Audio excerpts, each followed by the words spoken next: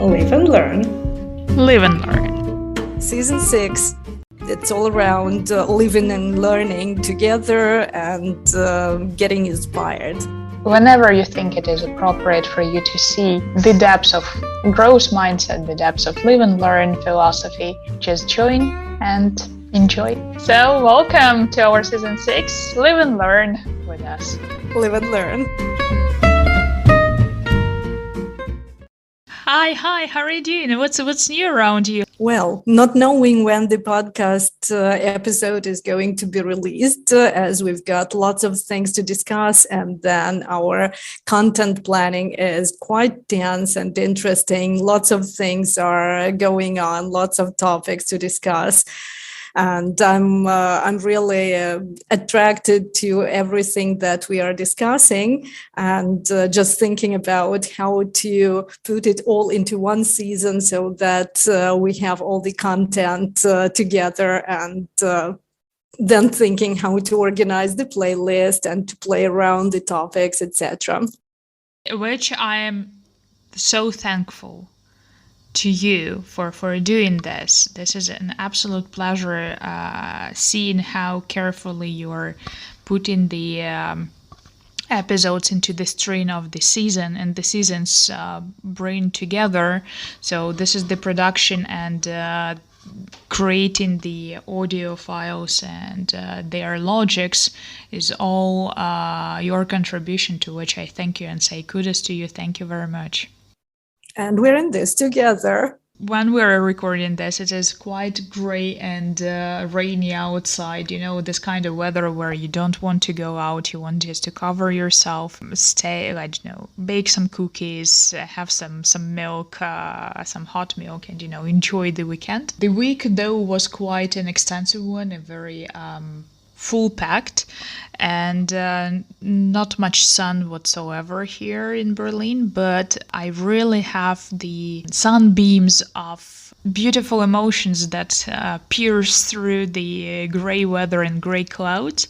So, for example, one gloomy morning when I was a little bit taking some efforts to start the day with a beautiful smile, and I received a message from one of my students, ex-clients. We worked together for quite a long time together, but I haven't seen this person, for 4 months now.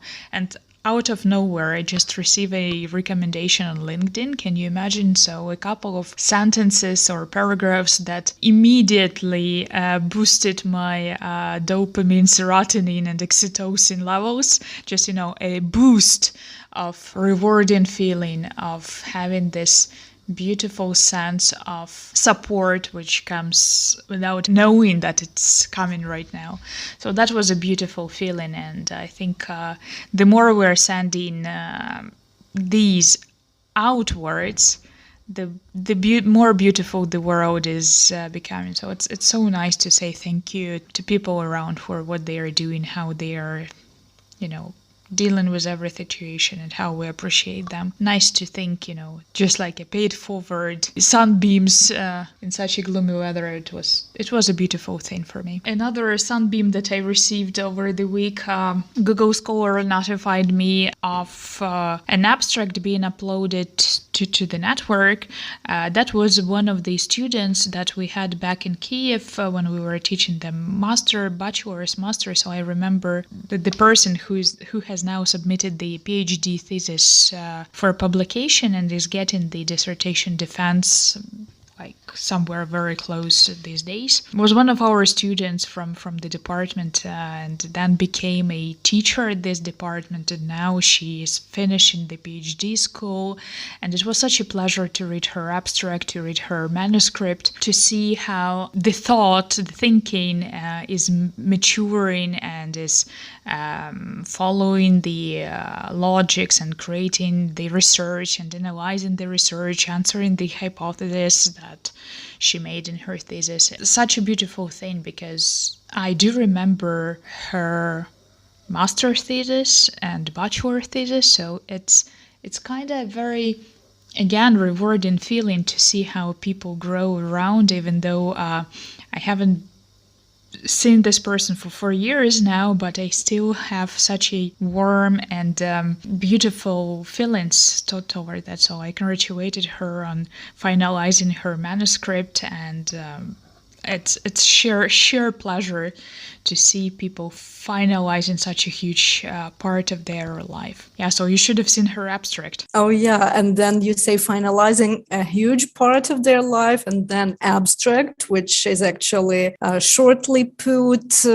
idea of a thesis in this case.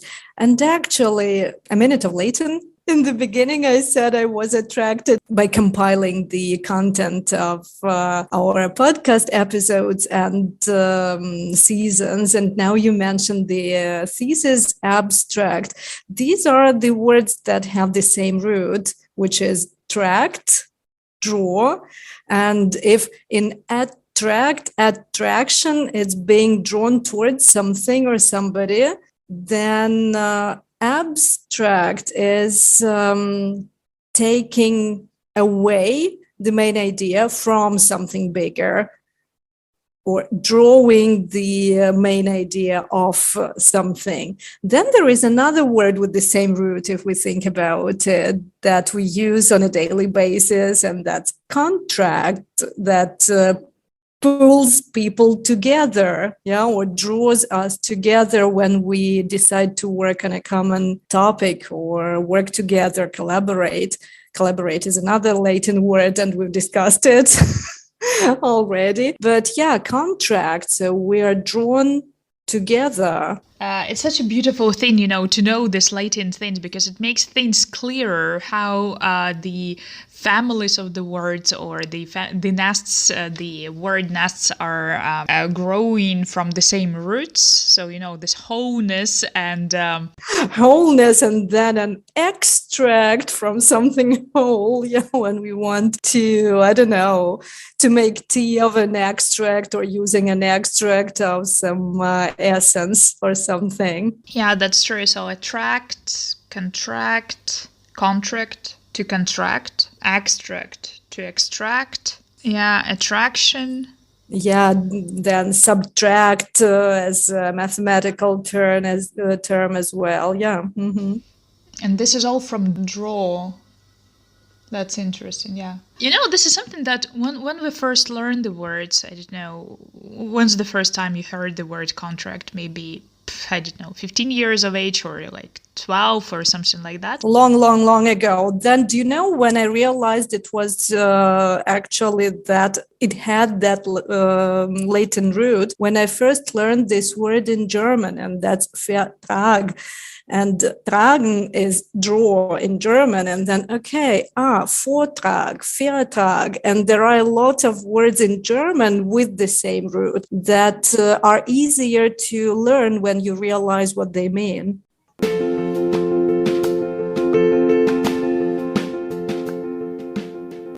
And then we're talking about the next level of these concepts, when we're talking about social contract, when we're talking about psychological contract, when we're talking about, some kind of emotional contract. We have those ideas which already grow on the level of the ideas pulling together, and then we most probably we're not realizing on everyday basis derivation of the word contract. By the way, UNESCO published a very long-awaited report that made the research on the new social contract for education. UNESCO claims that if we're thinking about the future of the education, 2020, 2030, 2040, 2050, so what should we continue doing, what should we abandon, what should be reinvented afresh? So these are the ideas of recirculating the practices, trying to give a meta-analysis or a kind of conceptual analysis. So what are we doing great as educators, as education systems, as education organizations, and how to make sure that we are trying to make this agile idea of improving in every cycle. So that was an interesting article there. So reimagining our futures together. Together, a social contract for education. And so what's new in that social contract for education? Educators, education scientists make it a, as they call it, long-awaited flagship publication. And so this is kind of this framework documents of, calling for major transformation, calling for, in education, I mean, right?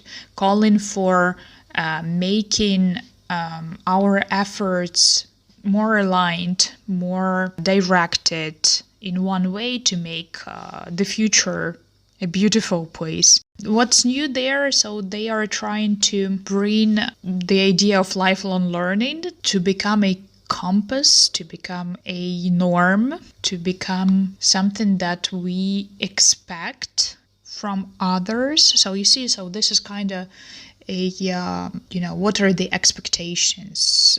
What are the ambitions? What are the obligations that the education system and society are trying to bring together? They're trying to underpin the human rights, the inclusion, equity, cooperation, solidarity, collective responsibility, interconnectedness, all these foundational principles into all of the levels of the education, so that we are trying to, in one collective move to reestablish what do we understand by being educated, receiving an education or taking their education, when, how, why, in a new transformed way. After such a disruption we had over the last years, I think it's an important step to contemplate and formulate what we've learned so far and what should be brought into the focus.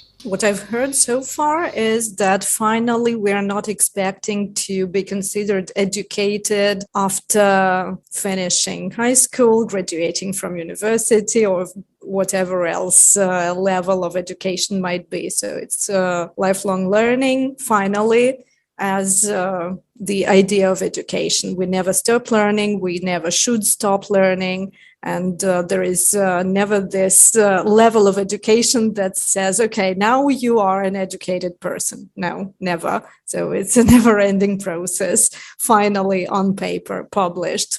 Good. I'm happy. Yeah, so growth mindset, continuous education, from teacher-driven lessons to individual accomplishment, to emphasize cooperation, collaboration, and solidarity.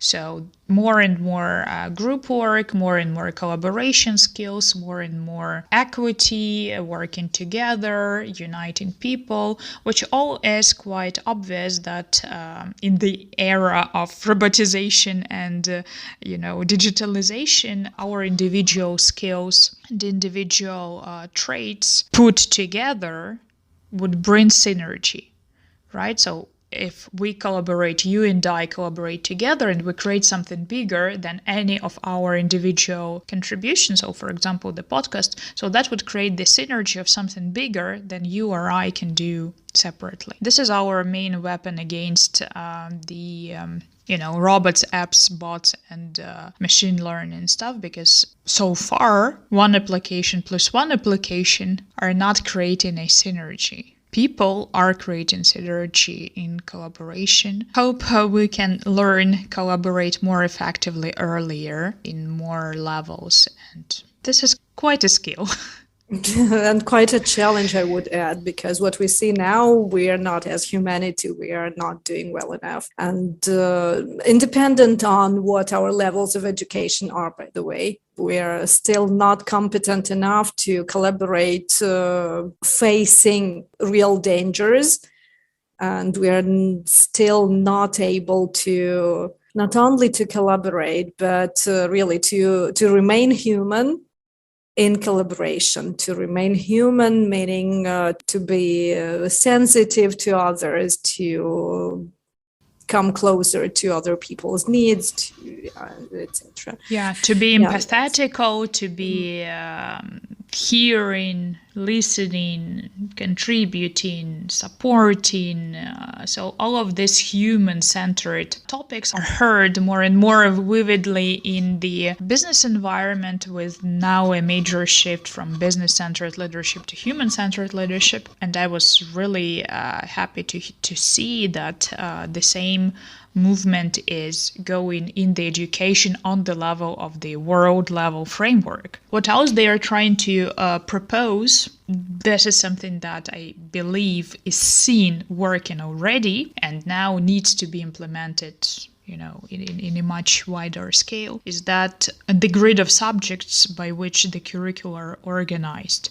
So when we have separate subjects, and sometimes students are not even seeing how they are interconnected if you're not stressing it out in every second class.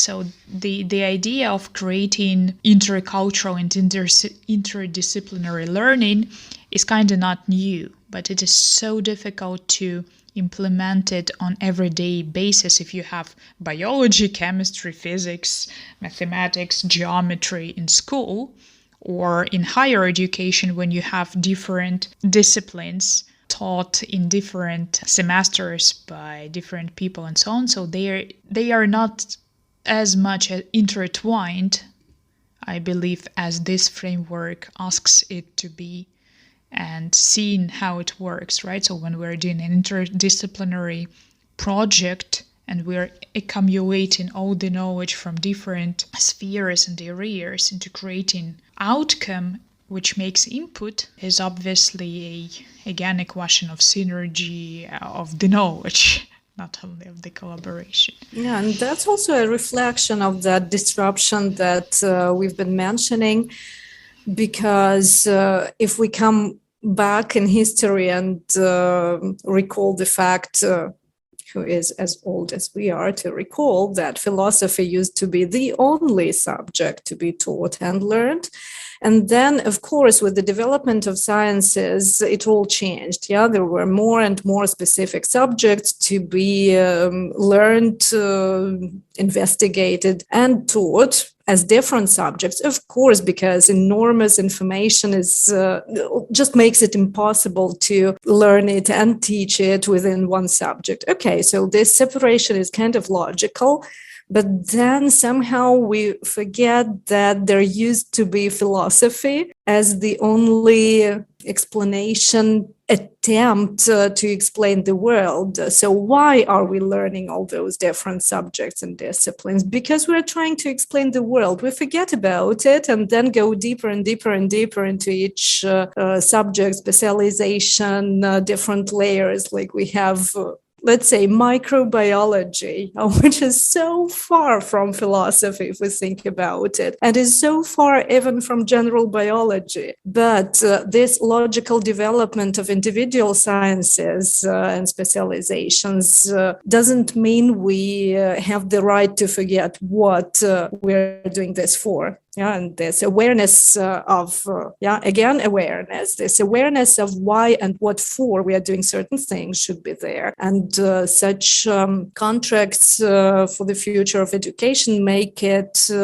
visible once again that, guys, okay, let's now see that, okay, when at school you learn, you have a geography class, and you learn where the countries on a geographical map are, and you learn where, let's say, Iran is. And then in history lessons, you learn about Persian culture. And it doesn't come to your mind that it's the same place in different times, having different political structures, different government, different ideas, but it's the same spot on the map. Coming back to understanding this maybe makes it possible to see a bigger picture, as we often say, and advise that people do that.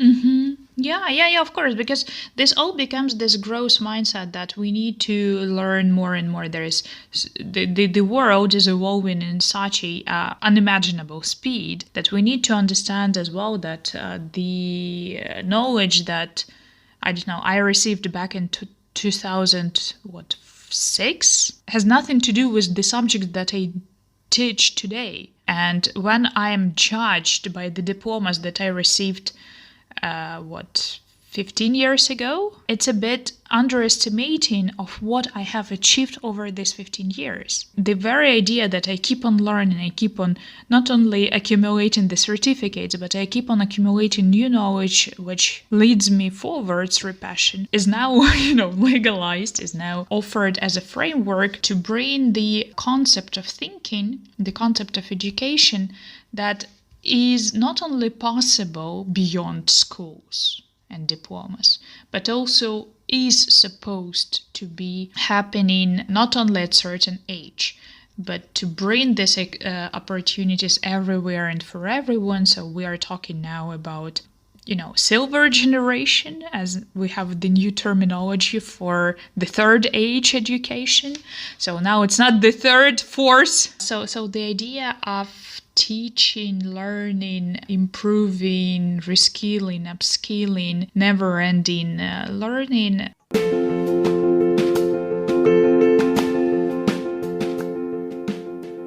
I think that's why they're calling it a social contract, when it's not only UNESCO needs to, say, okay, this is our report. Try to bring this call for re-establishing the new definition, the new meaning behind this sign, behind this concept. Anyway, it remains this type of a contract that is brought by someone who has a bigger picture, trying to offer it to someone who hasn't got one.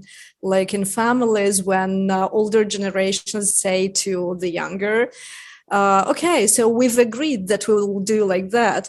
And this "we've agreed" actually means I propose a contract and you either agree or not, but you're supposed to agree if we want to live together in one family and do something together. That's the contract as a manipulative kind of an agreement. Yeah, it's not really an agreement, but rather an offer. Still, it's a good offer. Why not? It is a good offer because it brings the call for putting research and innovation in focus, for global solidarity and international cooperation, bringing the advancement in the universities not to lose its face, because recently there were a lot of philosophical ideas. Why do we need universities if the education there is, I don't know, and then you can put any kind of argument that was formulated there. So to open universities not only for students of 18 to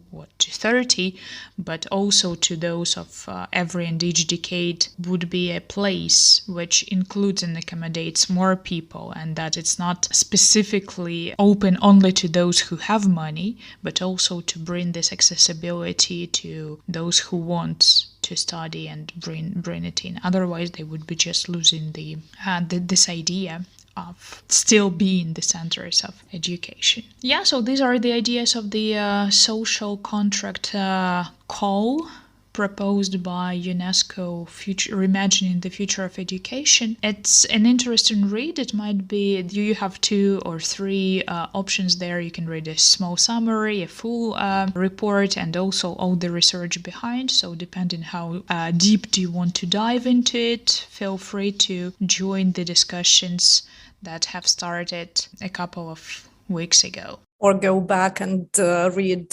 philosophy, or get deeper and dive into your sphere of professional interest, but never forget to live and learn. Which is our live and learn philosophy. Live and learn.